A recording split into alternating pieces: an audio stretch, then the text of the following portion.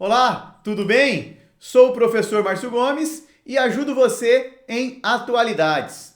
Na aula de hoje nós conversaremos sobre fatos políticos, econômicos, sociais e culturais noticiados durante o mês de julho. Fatos que possuem potencial para compor questões de atualidades em concursos públicos. Galera, pega a caneta aí, pega o papel e bora lá que vamos gabaritar atualidades. Começo com uma discussão sobre missão de segurança no Haiti. O Haiti, um país localizado na América Central. Esse país convive nas últimas décadas com uma série de problemas de ordem política, econômica e social. Por exemplo, no início dos anos 2000, nós tivemos lá uma eleição turbulenta no Haiti, a deposição de um presidente e uma missão da ONU sendo enviada. Essa missão ficou no Haiti entre 2004 e 2017.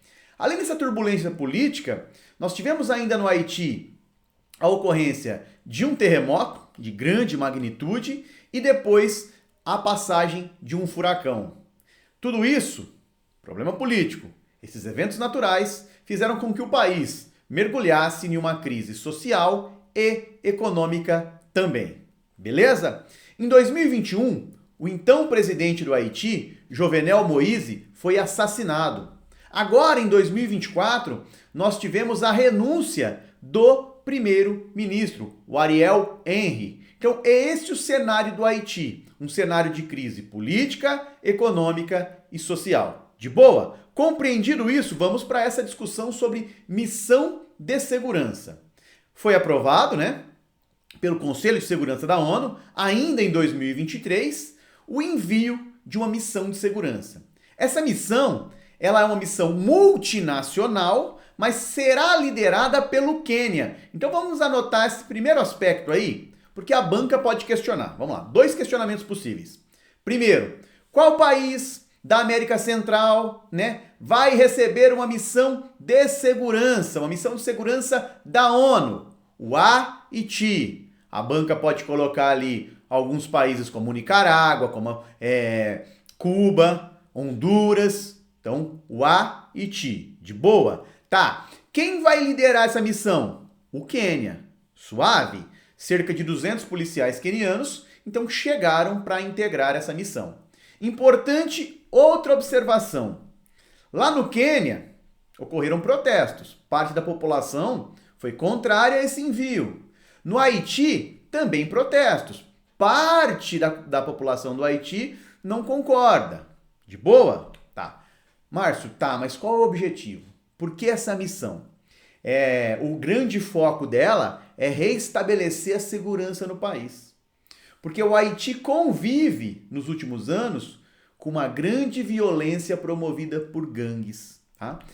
Cerca de 80% da capital do país é controlada por gangues armadas. Então, esse é o cenário do Haiti. Por isso, a missão de segurança, uma missão liderada pelo Quênia.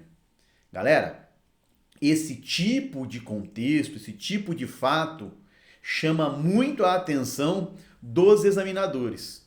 Então, é um tema que provavelmente aparecerá em provas de atualidades no segundo semestre de 2024. Beleza? Vamos para o próximo fato. Protestos em Bangladesh. Caramba, Márcio, eu acabei de sair do Haiti, América Central, agora vamos lá para a Ásia. Isso mesmo. É um outro fato aí, um fato grande, que não aparece tanto na mídia como outros elementos, tá?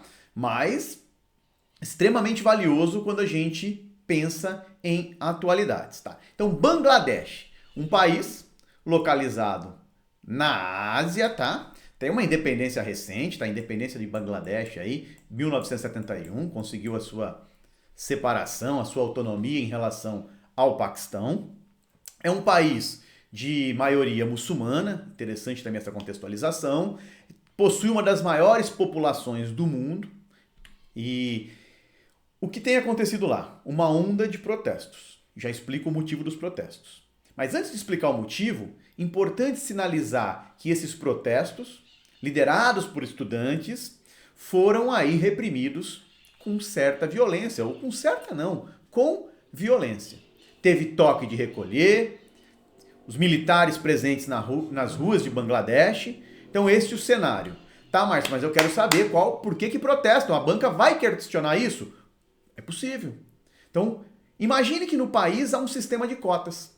Cotas para cerca de metade aí, ou mais da metade dos cargos públicos. E essas cotas são reservadas a determinados setores da sociedade. Como, por exemplo, filhos de militares, filhos de veteranos, lá da guerra de 1971, da libertação de Bangladesh, do Paquistão. Então você tem um sistema de cotas que desagrada parte da juventude em Bangladesh porque vê cargos restritos a determinados setores da sociedade. Então, por conta disso, protestaram. Acontece que lá nós temos uma autocracia em Bangladesh. E esses protestos foram reprimidos com violência. Qual é o impacto? Qual é o resultado? O primeiro impacto que é impossível de medir, né? Mas 300 pessoas mortas. Então não dá para você... Quando 300 pessoas morrem em uma situação de protesto, é um impacto muito maior do que apenas o número, tá? E aí vem a pressão política, vem a consequência política e de repente algumas bancas possam explorar. O fato até aconteceu em agosto, mas como estou gravando a aula aqui já tenho vamos dizer, essa notícia, trago ela também para a aula. A primeira-ministra, Sheikh Hasina, acho que estou pronunciando certo, ela renunciou. Ela que praticamente aí governava o país nos últimos 15 anos e criou uma autocracia. Ela é filha do primeiro presidente do país, a imprensa com pouca liberdade em Bangladesh, protestos sendo reprimidos. Então, Bangladesh vivia aí uma autocracia sob a gestão da Hasina. Beleza? Bom, então, vamos lá. Haiti, América Central, Bangladesh, a Ásia. Agora vamos continuar aí na região da Ásia, né? Próxima à África. Vamos falar do Oriente Médio. Bom, no Oriente Médio está em curso um dos conflitos aí mais ativos do planeta no momento, um dos conflitos mais dolorosos. Há uma guerra entre Israel e o Hamas, o grupo extremista palestino Hamas. Vamos lembrar que em 2023, em outubro, o grupo Hamas promoveu um atentado terrorista contra Israel, em território israelense, sequestrou algumas pessoas e, desde então, Israel promove um avanço sobre a faixa de Gaza para exterminar, para combater o Hamas. Beleza? Então esse é o contexto de conflito, tá?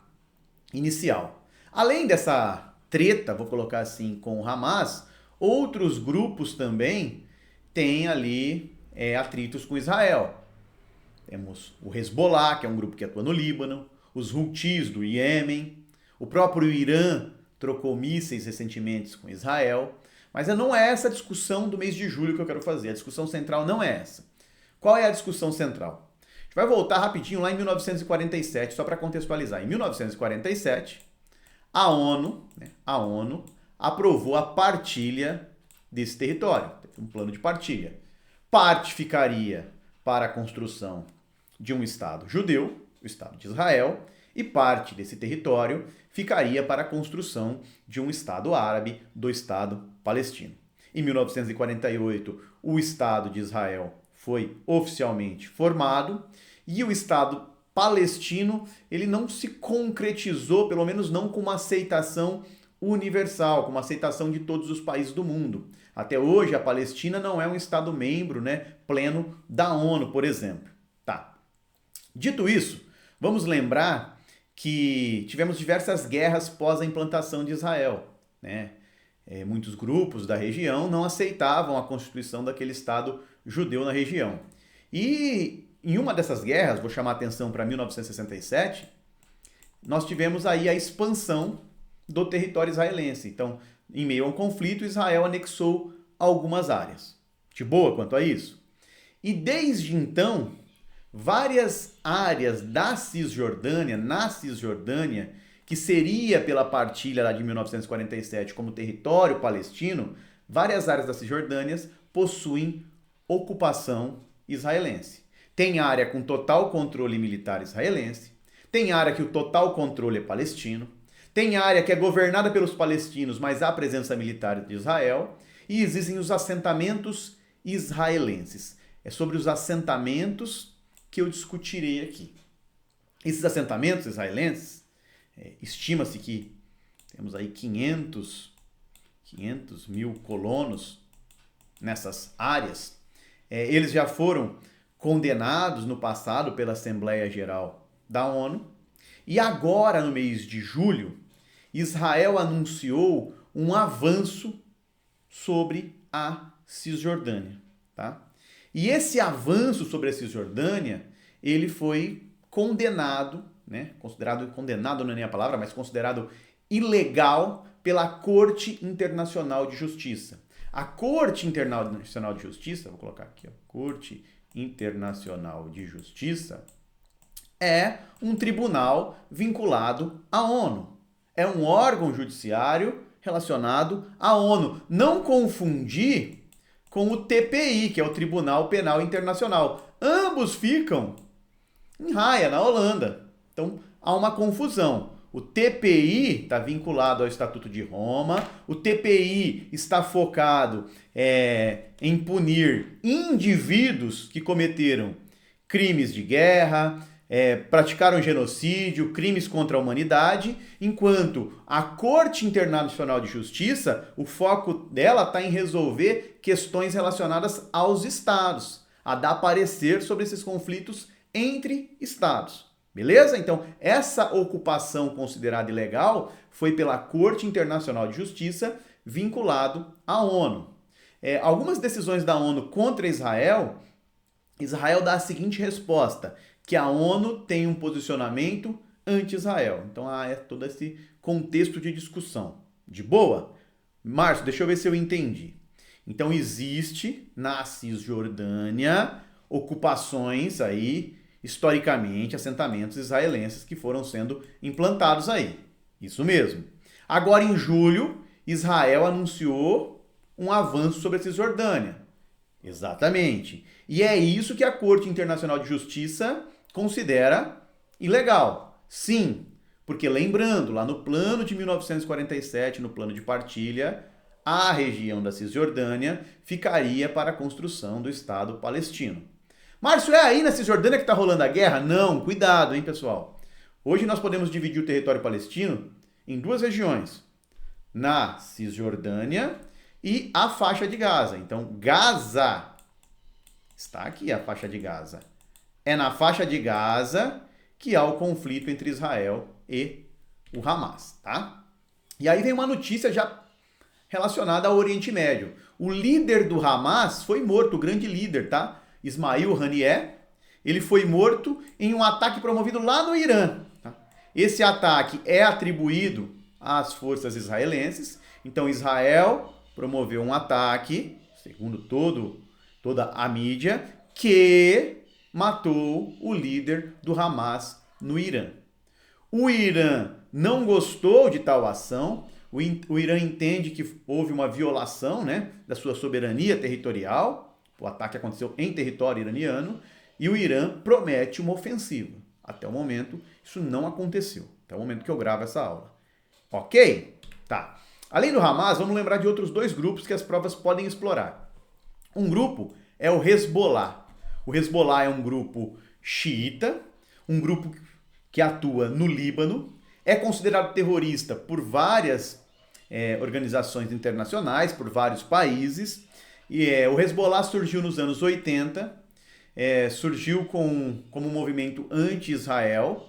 Ele atua como um partido político no Líbano, mas também tem ali a sua atuação paramilitar. E desde o início do conflito na faixa de Gaza, nós temos aí vários atritos entre o Hezbollah e Israel. Tá? Então, é um ponto para a gente deixar aqui anotado. Se a prova falar em um grupo que atua no Líbano, ela pode colocar o Hamas para confundir você. Não é o Hamas. O Hamas atua principalmente na faixa de Gaza, em território palestino. O Hezbollah, que atua no Líbano. E há um outro grupo que promoveu ataques principalmente no Mar Vermelho, né, contra embarcações que tinham vínculo com Israel, que é o grupo dos Houthis. Os Houthis representam um grupo rebelde que atua no Iêmen. Então, Iêmen, Houthis, Hezbollah, Líbano, Hamas, faixa de Gaza.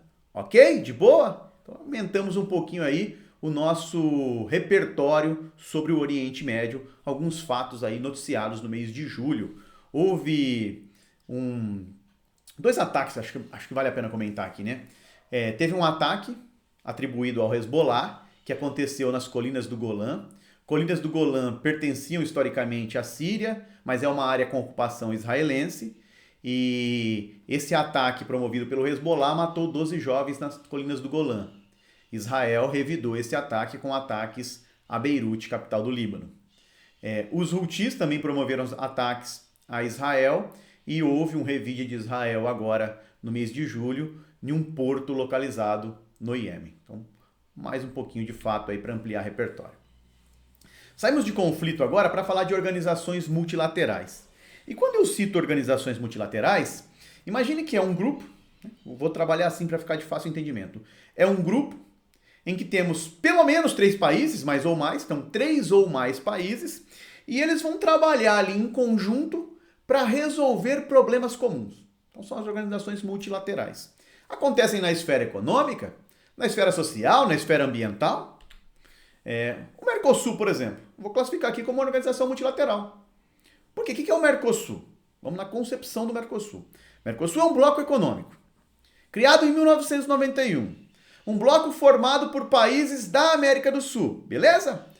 Inicialmente ele tinha como membro Argentina, Brasil, Paraguai e Uruguai. Aí em 2012 a Venezuela passou a fazer parte do Mercosul. A Venezuela esteve ali como membro pleno do Mercosul até 2016. Atualmente está suspensa, então ela é um país membro do Mercosul, mas está suspensa desde 2016. Não cumpriu algumas cláusulas do bloco, inclusive cláusulas relacionadas à democracia, ao respeito à democracia. Beleza? Então a prova pode perguntar quais países compõem o Mercosul? Pode. Então, Brasil, Argentina, Paraguai e Uruguai. Opa, e mais um agora, que é a Bolívia. A Bolívia foi oficialmente incorporada como membro pleno do Mercosul no mês de julho de 2024.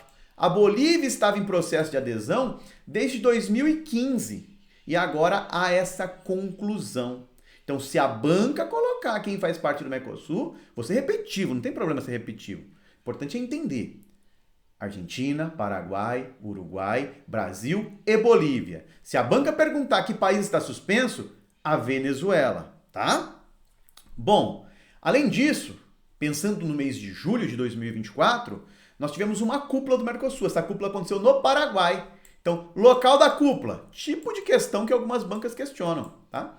Então, Paraguai, local da cúpula. O que mais chamou a atenção nessa cúpula do mês de julho? A ausência do presidente argentino Javier Milei. Então, se aparecer uma questão sobre qual presidente esteve ausente, Javier Milei, presidente da Argentina. Ok? Bom, saímos do Mercosul e vamos falar do G20.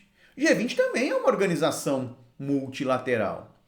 O G20 é um grupo que reúne aí 19 dentre os países mais ricos e industrializados do mundo, tá?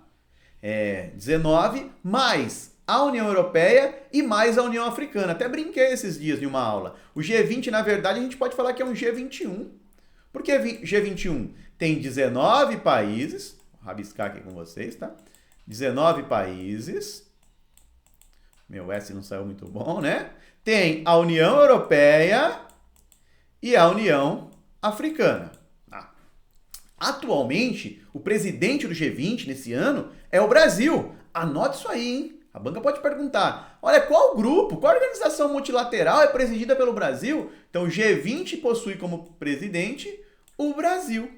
Como o Brasil está na presidência do G20, nós temos vários eventos ao longo do ano aqui. Pois bem, em julho a discussão foi principalmente nesse sentido, que é uma das pautas prioritárias do Brasil ali no âmbito do G20. O Brasil tem falado muito de combate à fome, pobreza, questões ambientais, mas sobre a taxação de fortunas. Então, a ideia dessa taxação para arrecadar fundos, e esses fundos, espera-se que sejam direcionados para combate à pobreza, para combate à fome e investimento nessas questões climáticas aí, de combate também às mudanças climáticas. Então, esse tema aparece forte nas discussões do G20 e no final do ano, mais para o final do ano de 2024, nós teremos a grande cúpula do G20 com os chefes de governo, de Estado aqui no Brasil. Então é possível que saia algo nesse sentido. É possível, vamos aguardar. E uma outra organização, a OTAN. A OTAN é uma aliança militar. Tá? Ela foi fundada no contexto da Guerra Fria, em 1949. A OTAN tem 32 países e esses países têm um compromisso de ajuda mútua em caso de invasão, em caso de guerra. Beleza? Tá. Como eu disse, a OTAN surgiu no contexto da Guerra Fria, quando o mundo era dividido em dois blocos. O bloco capitalista, liderado pelos Estados Unidos, o bloco socialista comunista, liderado pela União Soviética. Só que em 1991, houve aí a dissolução da União Soviética, acabou a Guerra Fria.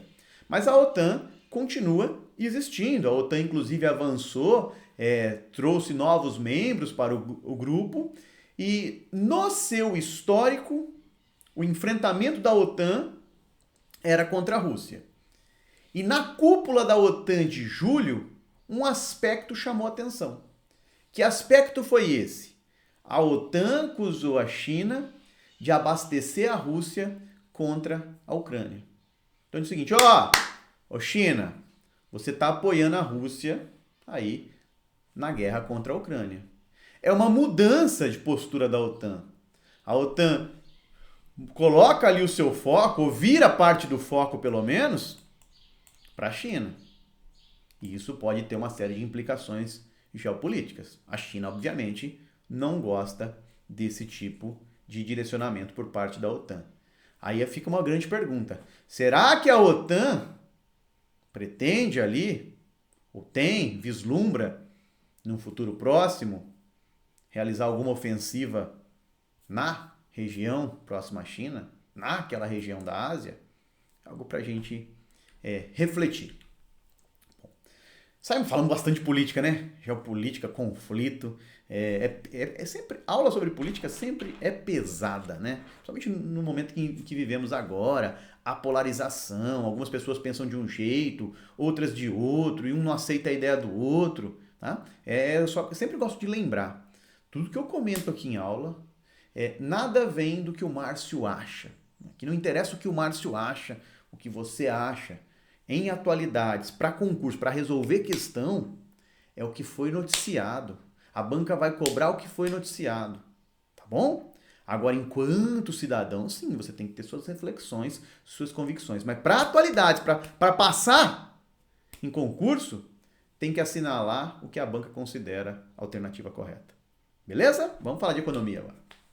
Bom, primeira notícia ruim economicamente. Nós tivemos um caso, registro da doença de Newcastle. É uma doença que atinge tanto aves silvestres como aves comerciais, né? E por conta desse registro que aconteceu no Brasil, aqui, ó, na cidade de Antagorda, é isso mesmo, Márcio, Antagorda, no Rio Grande do Sul, o Brasil teve que suspender a exportação de aves para 44 países. Mas por que, Márcio? Foi um bloqueio desses países? Não. Nesses acordos comerciais, cada acordo é redigido de uma forma. Então, o acordo Brasil e China é de um jeito. O acordo Brasil e Equador é de outro jeito. Existem protocolos sanitários nesses acordos. Então, por exemplo, para alguns países, se a doença de Newcastle é registrada no Brasil, o Brasil tem que suspender a exportação do país inteiro para aquele país. Para outros países, não. Só suspender no estado. Para outros países, só suspender em um raio de tantos quilômetros. Quando a gente computa aí todas essas suspensões, nós temos 44 países para o qual o Brasil suspendeu a exportação, ou total ou parcial, por algum motivo. Qual é o motivo? Doença de Newcastle. Então a banca pode perguntar: por que o Brasil suspendeu a exportação de aves? Por conta da doença de Newcastle. Outra pergunta, qual produto agropecuário brasileiro, né, deixou de ser exportado em julho por conta de uma doença? Carne de aves, tá? 44 países. Vou colocar alguns aqui em que a suspensão foi total. China, Argentina, Peru e México, para esses países do território inteiro brasileiro. Pode ser uma carne de ave lá do Pará. Não pode ir para o México, não pode ir para a China, não pode ir para a Argentina, não pode ir para o Peru. Tá, e para outros países, Márcio? Tem países que só suspenderam a importação de carne vinculada ao Rio Grande do Sul. Para outros, só em um raio ali próximo de Antagorda. Só para entender o caso. Beleza? Bom, outro fato. Produção de algodão. Algodão, produto agropecuário importante no contexto global e aí algo inédito. O Brasil se torna o maior exportador mundial, o maior produtor exportador mundial, ultrapassa os Estados Unidos. Banca gosta desse tipo de questionamento. Vem anunciado, diz que a safra foi recorde no Brasil em 2023 e 2024 para tal produto, e aí pergunta, olha, em qual produto agora, nessa safra, não é história, nessa safra, qual produto fez com que o Brasil se tornasse o maior exportador mundial no setor? Então, algodão. E aí, uma outra notícia que eu não gosto não, é ruim, né? Alta no preço da energia, né? No sistema tarifário brasileiro de energia, nós temos bandeira. Bandeira verde, tarifa mais baixa. Bandeira amarela, um reajuste. Depois temos a bandeira vermelha. Então, essa é a lógica. Tá. Quando a energia, existe grande geração de energia, não há qualquer ameaça, bandeira verde. Vamos lembrar que a matriz energética brasileira, a matriz elétrica, né? Ela tem como base principalmente energia hidrelétrica. Nós costumamos barrar rios. Quando a gente barra um rio, forma um grande lago, um grande reservatório artificial. A água nesse reservatório ela passa por uma turbina, movimenta essa turbina e gera ali a nossa energia elétrica. Certo? Ah, Márcio, entendi. No entanto, para esse sistema funcionar, nós precisamos de reservatórios cheios, precisamos de água. Com a seca em algumas regiões do Brasil, já começa a baixar o nível dos reservatórios. E quando o nível do reservatório é reduzido, liga-se um alerta. Caramba, será que teremos potencial para geração de energia? Então, nesse cenário, se faltar água para gerar energia elétrica, o Brasil tem que recorrer a outras formas de geração, ampliar outras formas de geração, como a termoelétrica. Termoelétrica é quando a gente queima algum tipo de combustível para gerar energia. E a termoelétrica é mais cara. Então, diante esse cenário aí, esse diagnóstico de seca, foi alterada a bandeira tarifária para amarelo. Tá? Isso vai aumentar mais ou menos 1,88 centavos em cada 100 kWh, acho que é uma coisa assim, tá? Então, representa uma alta aí. Você deve pagar um pouquinho mais pela energia elétrica. Ô Márcio, deixa eu ver se eu entendi então. A bandeira amarela ainda não é o pior cenário. Pode piorar, sim. Numa escassez tremenda mesmo de água, em que as termoelétricas tenham que ser usadas aí com frequência, né? Para gerar grande demanda, a bandeira pode ser alterada ainda para vermelha. Chama atenção que o Brasil, havia mais de um ano aí que o Brasil não mudava a bandeira de verde para amarela. Vamos falar de questão ambiental agora? Vamos lá então. Seguinte, não é novidade, acho que eu debati isso em algumas aulas. O mundo passa por um processo de aquecimento global. Esse processo ele é evidenciado mais ou menos nos últimos 150 anos pelos registros aí das instituições especialistas no tema. Então nós temos um gráfico mais ou menos assim. Então há um aumento contínuo ao longo dos últimos anos na temperatura média do planeta, certo? E aí o que tivemos de destaque em julho? Foi registrado o dia mais quente. Tá? O dia mais quente já registrado por uma agência europeia, a agência Copérnicos, né, da União Europeia, sobre mudanças climáticas. E o que mais chama atenção é que esse dia mais quente, ele aconteceu numa sequência. Então imagina assim, ó, no dia 21 de julho foi o dia mais quente já registrado, e aí o dia 22 bateu o recorde do dia 21. Então, 2 dias consecutivos com temperatura recorde. Se a banca colocar esse tipo de fato, é verdade, tá? E ainda na questão ambiental, vamos falar do furacão Beryl. Acho também que minha pronúncia está certa, tá? Bom, qual que é a ideia de um furacão? Imagine oceano, então estamos no oceano, e aí esse oceano começa a passar por um grande processo de aquecimento. Temperatura elevada aquece o oceano. A água, quando aquecida, ela experimenta um processo chamado de evaporação. Então nós vamos ter aqui uma corrente, uma grande quantidade de vapor de água, né, se elevando numa corrente de ar ascendente, e esse fluxo intenso vai gerar uma grande movimentação no ar e teremos a formação de um furacão. Tá? E importante destacar uma outra coisa. Quando esse evento acontece ali no Oceano Índico, perto da África, em algumas partes da Ásia, ele é chamado de ciclone. Tá? Quando acontece em algumas regiões do Pacífico, ele é chamado de tufão. Quando acontece no Atlântico ou em outras regiões do Pacífico, ele recebe o nome de furacão. Então, furacão, tufão, ciclone é o mesmo fenômeno. Como esse fato que eu vou citar aconteceu no Atlântico, vamos usar o nome furacão, tá? Furacão Beryl. Beleza, Márcio, já entendi. Aconteceu no Atlântico, afetou o Caribe, atingiu o México, atingiu os Estados Unidos. Mas o que mais chamou a atenção da mídia, além do número de mortes, né, foram 64 mortes, então isso já é pavoroso, foi o fato desse ciclone ter se formado no final de junho e início de julho, nesse período entre junho e julho. Tá, Márcio, mas por que isso chama atenção? Porque a temporada de furacões, ela é comum entre julho e setembro, então existe uma temporada de furacões na região mesmo, na região do Caribe. E no finzinho de junho, início de julho, nós não tínhamos registro de furacão da categoria 5. O que é categoria 5? Esses furacões, de acordo com a velocidade, de acordo com a intensidade, eles são ali numerados de 1 a 5. 1 o mais fraco, 5 o mais forte. Num furacão 5, os ventos passam de 250 km por hora. Então nós tivemos no finalzinho de junho e início de julho, um furacão de categoria 5 no Atlântico. Até então, isso não havia sido registrado. Então, tal fato chama atenção e pode ser explorado em alguma questão.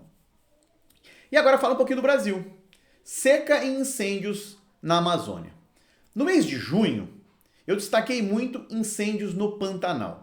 Tá? Não que em julho eles acabaram totalmente, mas em julho, a principal manchete sobre incêndios no Brasil esteve relacionada à região amazônica, né?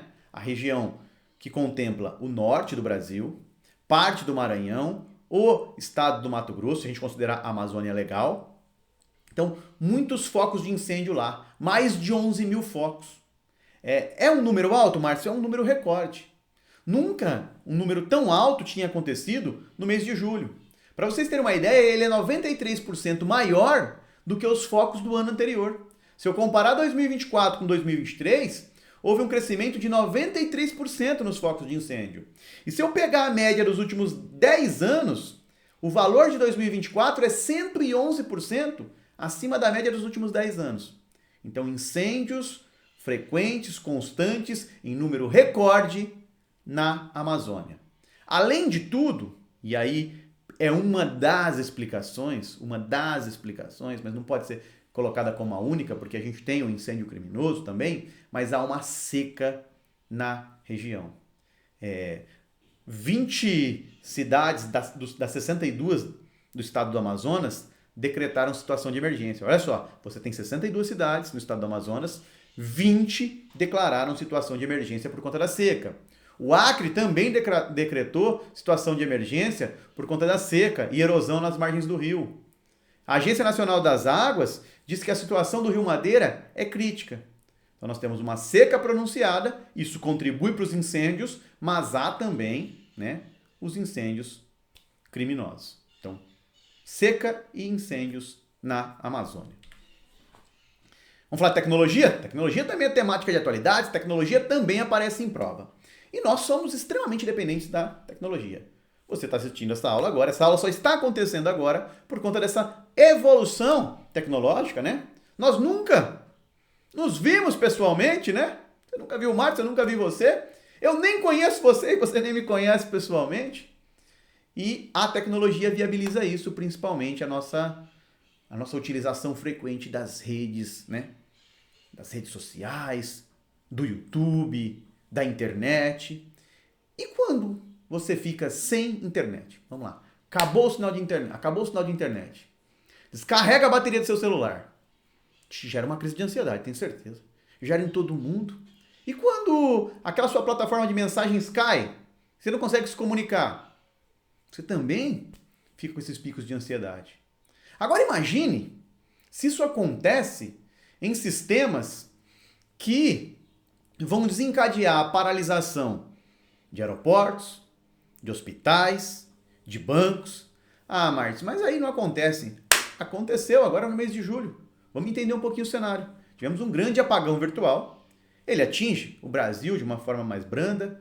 Ele pegou mesmo, foi na Europa, nos Estados Unidos.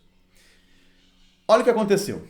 Você tem uma empresa, tá? Uma empresa que atua nesse setor de tecnologia chamada de CrowdStrike. Minha pronúncia está certa também. Bom, e essa empresa, ela tem um software chamado de Falcon. São esses softwares aí utilizados, né, para você ter segurança enquanto navega na internet, para fazer varreduras, para identificar vírus, para inibir o ataque de um hacker. Pois bem, e aí numa atualização desse software, houve um erro, né? Houve um erro nesse processo de atualização. E computadores que utilizam o sistema operacional Windows da Microsoft tiveram uma pane. E essa pane gerou confusão na vida de milhões de pessoas. Por quê? Bancos tiveram ali o seu sistema interrompido. Nos aeroportos, né? As maiores notícias, as principais notícias vieram dos aeroportos, que voos cancelados, voos atrasados. E também em hospitais. Então, vale a pena ficar de olho nesse fato. E aí um segundo que eu acho bem interessante, até mesmo se você for desenvolver uma prova, né, participar de uma prova que tenha redação. Por quê? Olha a manchete, né? Governo proíbe Meta de treinar inteligência artificial com dados de usuários brasileiros. Nos últimos anos, ganharam muito espaço os mecanismos aí, as plataformas de inteligência artificial. Mas toda inteligência artificial precisa ali no seu banco de dados, na sua origem, né? Precisa ser treinada. Precisa ser treinada a partir do quê? De todo esse conhecimento acumulado por humanos. Então, quanto mais padrão humano eu tiver incorporado na minha inteligência artificial, mais recursos ela vai apresentar. E aí a Meta, que é uma grande empresa do setor de tecnologia, é a empresa detentora do Facebook, do Instagram, do WhatsApp.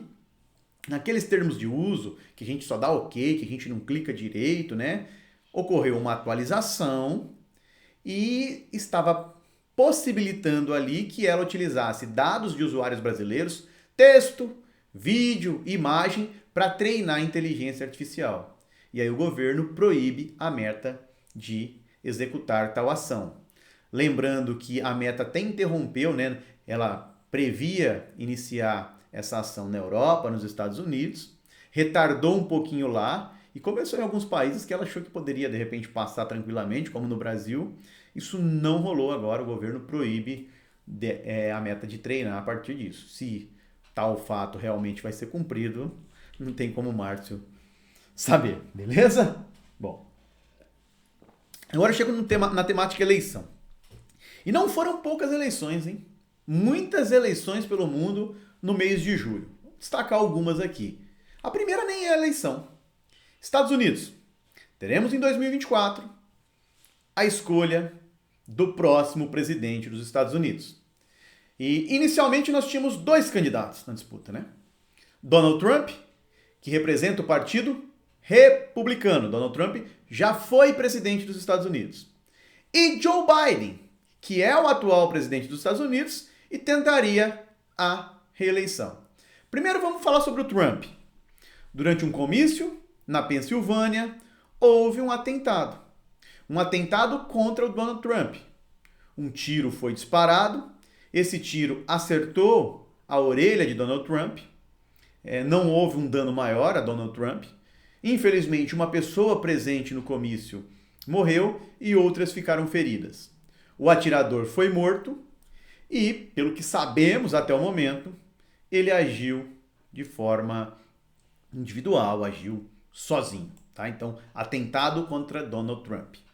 Agora vamos falar do Partido Democrata, vamos falar de Joe Biden. Joe Biden, ele vinha sendo muito criticado pelos democratas, pela opinião pública, pela mídia. Em alguns momentos ele parecia confuso. Teve um debate contra o Donald Trump, a percepção é de que ele saiu derrotado desse debate. Teve algumas trocas, né, de nomes em alguns momentos do Joe Biden. Por exemplo, ele chamou a vice-presidente, a Kamala Harris, de Donald Trump, numa fala. Em conversa com Volodymyr Zelensky, que é presidente da Ucrânia, ele chamou Volodymyr Zelensky de Vladimir Putin. Vladimir Putin é o presidente da Rússia. E a preocupação era com a idade avançada do Joe Biden. Algumas pessoas questionaram ali a sua capacidade de administrar os Estados Unidos nos próximos anos. Então, uma grande pressão. Essa pressão se traduziu em algum momento na segurança ali, né? Na retenção dos recursos para a campanha por parte dos doadores. Então, a galera segurou a grana, não vamos doar para o Partido Democrata, vamos aumentar essa pressão para o Joe Biden desistir. Num primeiro momento ele tenta, né, resistir e depois viu que a situação era muito complicada, então ele desiste da candidatura e anuncia apoio a Kamala Harris, que será a representante democrata nessa eleição. Ok? Vamos para uma segunda eleição, agora lá no Reino Unido. Quando falo do Reino Unido, nós acostumamos chamar o Reino Unido de Inglaterra, mas Reino Unido é mais do que Inglaterra. O Reino Unido é composto pela Inglaterra, por País de Gales, pela Escócia e pela Irlanda do Norte. Nos últimos 14 anos, o Reino Unido teve como governo o Partido Conservador. O então primeiro-ministro era o Rishi Sunak, que é do Partido Conservador. Só que nos últimos anos, uma grande instabilidade no Reino Unido, trocas constantes de primeiro-ministro. E o Rishi Sunak, numa eleição que estava prevista lá para o início de 2025, o Rishi Sunak antecipou as eleições no Reino Unido. Qual era a percepção? Que a economia não ia melhorar muito até o final do ano e que os dados econômicos talvez fossem satisfatórios naquele momento e que em uma eleição existia ali a possibilidade do Partido Conservador sair vitorioso. Eleições realizadas no Reino Unido e o Partido Conservador perde essa eleição. Vitória do Partido Trabalhista. O Partido Trabalhista é um partido de centro-esquerda e a banca pode perguntar a abordagem aí, né, o viés político-ideológico. Então, o Partido Trabalhista é de centro-esquerda e o primeiro-ministro será o Keir Starmer. Beleza? Bom, outra eleição, essa é a minha grande favorita para questões de atualidades. Eleição na França. A eleição na França também foi antecipada. Ela foi antecipada após as eleições para o Parlamento da União Europeia. Nas eleições para o Parlamento da União Europeia, o Macron viu um grande crescimento da direita na França e ele saiu derrotado daquele processo. Observando que aquela votação não representava a configuração atual do Congresso, ele dissolve o parlamento e convoca novas eleições legislativas. Pois bem, no primeiro turno da eleição francesa, vitória da direita. Em alguns momentos você vai encontrar o termo rótulo extrema-direita. Então, se a banca trabalhar com o termo ultradireita, extrema-direita, é isso mesmo, tá? Pode assinalar. Eu gosto mais de usar os termos direita, centro, esquerda, beleza? Então, num primeiro momento, vitória da direita liderada por Marine Le Pen. Pois bem, no segundo turno, uma reviravolta. Por que uma reviravolta? Os partidos de centro, os partidos de esquerda ali negociaram, algumas candidaturas foram retiradas e isso fez com que a direita ou a extrema-direita, como você preferir, não vencesse no segundo turno francês. E aí nós tivemos uma vitória da esquerda. Beleza? Só que ela não formou maioria sozinha, então vai precisar conversar, vai precisar de coalizão para tomar as decisões. Mas o que chamou a atenção foi uma reviravolta na França. No primeiro turno, vitória da direita.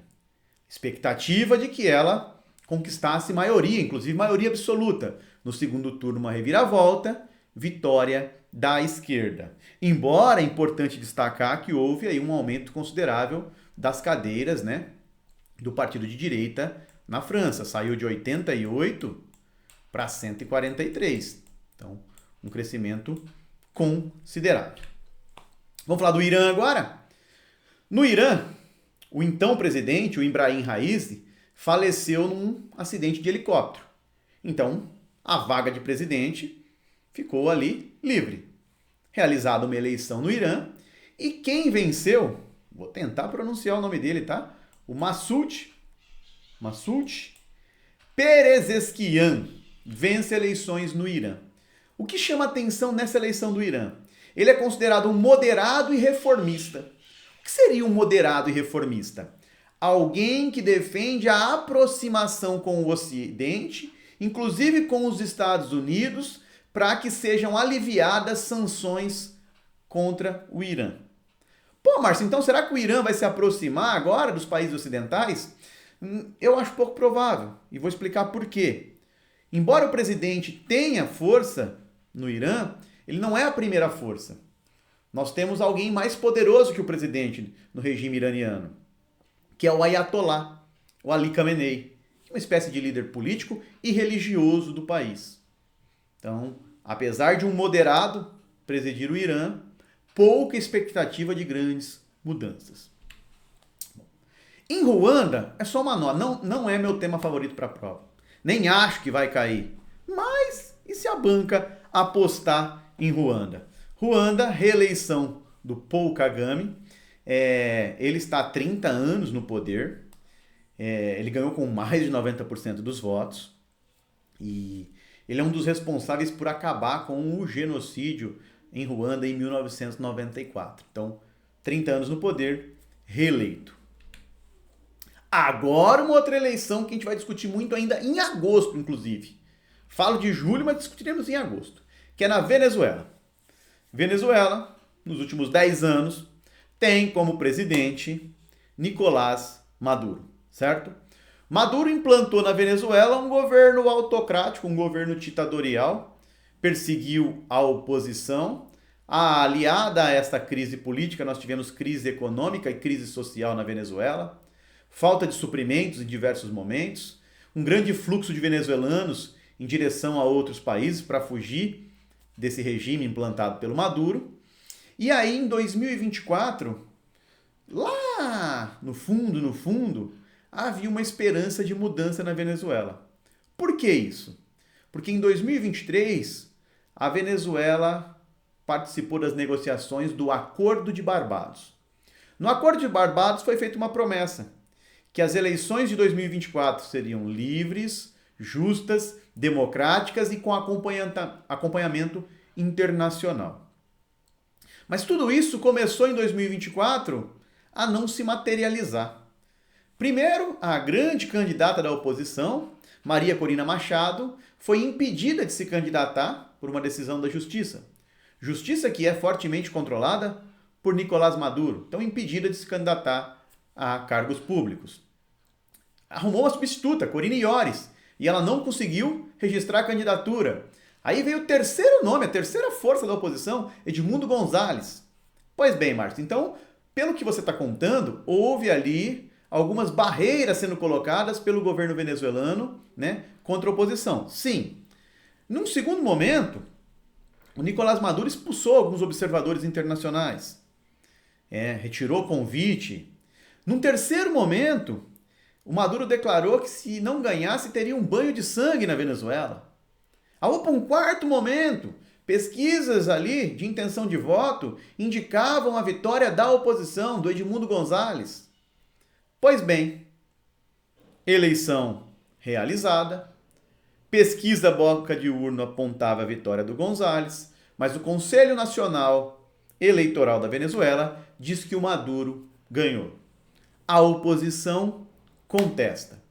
Como o mundo vê isso? Alguns países reconheceram a vitória de Maduro. Irã, Rússia, Cuba, Nicarágua bateram palma e reconheceram a vitória do Maduro. Outros países reconheceram a vitória da oposição, entre eles os Estados Unidos, o Uruguai. Alguns grupos são mais comedidos, pedem que seja dada transparência a esses resultados. É o caso da União Europeia e é o caso de um grupo formado por Brasil, né, México e Colômbia. Há um pedido de que o Conselho Nacional Eleitoral da Venezuela apresente as atas de votação, fazendo um paralelo com a eleição brasileira, seria mais ou menos o boletim ali, o registro de cada urna. E essas atas não foram apresentadas até o momento que eu gravo essa aula. Então o que nós temos é uma grande incerteza na Venezuela. Se quem vai governar é o Maduro, se a oposição vai conseguir reverter, se teremos uma nova eleição. Mas tudo isso eu atualizo lá na nossa aula do mês de agosto. Bom, saúde pública, outra temática frequente em atualidades. Pois bem, e uma doença diferente, uma doença que foge daquelas que estamos acostumados. Febre Oropouche, tá? Eu falei em várias aulas, eu falava febre Oporúcha. É um nome novo para março, tá? Febre Oropouche. O que chamou a atenção? O Brasil registrou 2 mortes por essa febre. 2 casos de morte. Pô, Márcio, é triste, né? Mas, Márcio, tem doença que mata mais. Será que eu tenho que estudar a febre Oropouche? Vem um fato inédito que leva essa doença aí para uma grande discussão de atualidade.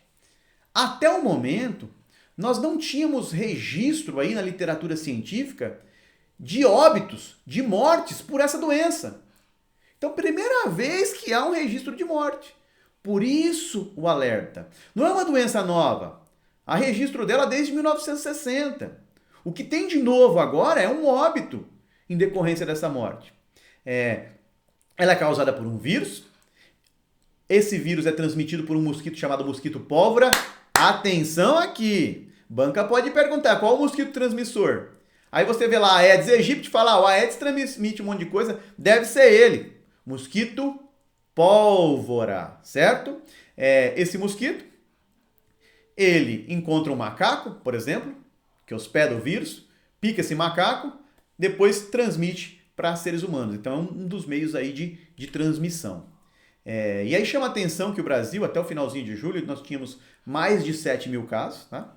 Em 20 estados brasileiros, mas a maior concentração nos estados do Amazonas e Rondônia. Insegurança alimentar, né? Temática importante, temática que vale tanto para a questão objetiva como para a redação. Né? O que é insegurança alimentar? A ideia de insegurança alimentar, e ela pode ser dividida em leve, moderada ou grave, é a seguinte. A população não tem certeza se terá alimentos em quantidade e qualidade indicada. Tá? Então há uma incerteza. E às vezes essa incerteza aumenta. Além da incerteza, você, devido a essa incerteza, começa a diminuir a quantidade ingerida e a qualidade ingerida. Em determinado momento falta esse alimento. Se isso acontece, nós temos a insegurança alimentar. Vou detalhar mais ainda, tá? Bom, o que chama atenção em julho é um relatório da ONU, Organização das Nações Unidas. Ela diz o seguinte sobre o Brasil, que a insegurança alimentar caiu. A insegurança alimentar caiu. E ela compara 2 períodos. Ela pega o período 2020 a 2022 e diz o seguinte: nesse período, 32,8% da população brasileira estava em situação de insegurança alimentar. E no período 2021-2023, esse número caiu para 18,4%. Chama a atenção que esse período pega 2020, que é o ano aí, ápice da pandemia do Covid-19. Bom, e aí, insegurança alimentar como um todo envolve insegurança leve, moderada e grave. Eu quero falar da insegurança alimentar grave, que é a mesma coisa da ideia de fome. Insegurança alimentar grave é quando falta alimento, e essa falta de alimento atinge inclusive crianças. Ou seja, quando as pessoas experimentam a fome, aí temos insegurança alimentar grave. No primeiro período, de 20 a 22, nós tínhamos 9,9% da população nessa situação, o que indicava um valor de 21 milhões de pessoas. No período 21-23, essa fome, essa insegurança alimentar grave, foi registrada em 6,6% da população, o que representa 14 milhões de pessoas, 14,3 milhões de pessoas. Isso faz com que o Brasil ainda esteja no mapa da fome. Tá? O Brasil, entre 2014 e 2016, saiu do mapa da fome, ficou ali esse período, 2016 voltou e continua. Porque o que é o mapa da fome? Um país que tenha um índice de insegurança alimentar grave superior a 2,5%, ele está no mapa da fome. Pô, no Brasil 6,6%, então tá acima, tá no mapa da fome. E por fim, agora uma notícia legal, né? Falei de fome, fome não é legal não. Patrimônio natural. Imagine que alguns locais do globo possuem beleza única, beleza rara, tem suas especificidades. Esses locais podem receber aí, né, esse reconhecimento de um patrimônio natural da humanidade. Nós temos áreas no Brasil que são reconhecidas. Foz do Iguaçu é um patrimônio natural. Nós temos uma região chamada de Costa do Descobrimento, também é. Nós temos o Vale do Ribeira, em São Paulo, uma parte da Amazônia, então a Ilha de Fernando de Noronha. Alguns locais do Brasil são reconhecidos como patrimônio natural da humanidade. Quem faz esse reconhecimento é a Unesco, então anota aí, a Unesco, tá? É a agência aí, das Nações Unidas, né? A parte das Nações Unidas para Educação, Ciência e Cultura, a Unesco. E agora um novo reconhecimento, Lençóis Maranhenses. Como é que você vai lembrar disso? Aí tem mnemônico aqui para lembrar. Não falei que tem que ser um lugar bonito, tem que ser um lugar lindo. Lindo! Tem que ser um lugar lindo. Lindo começa com L, né? Lençóis Maranhenses também. E aí você não esquece mais. Questão aqui é muito bem desenhada para mim. Como que a banca vai cobrar? Banca virá com enunciado. Olha, um local do Brasil foi reconhecido como patrimônio natural da humanidade. Aí vem o comando da questão. Que local é esse? Você já vai. O Márcio disse que tem que ser um lugar lindo. Lindo. Letra L. L de Lençóis Maranhenses. Beleza, galera? Pessoal, agradeço a companhia de vocês, tá? Espero que tenham gostado da aula. Se você gostou, puder e quiser, dá uma curtida aí, compartilha com um amigo, tá? Isso ajuda o canal a crescer, chegamos em mais pessoas e conseguimos produzir mais conteúdo. Uma outra observação importante, na minha rede social, no Instagram, eu coloco dicas diárias de atualidades, tem postagem com algum fato noticiado, tem questão. Então, se você não conhece ainda e quiser acompanhar o Márcio, você será muito bem-vindo. E a nossa ideia também, para você que prestará o TJSP, muitos alunos aqui, com foco no TJ, né, concurso de escrevente técnico judiciário, na semana pré-prova deveremos ter uma novidade aqui, talvez um aulão ao vivo, mas aí eu vou avisando vocês pelos canais oficiais.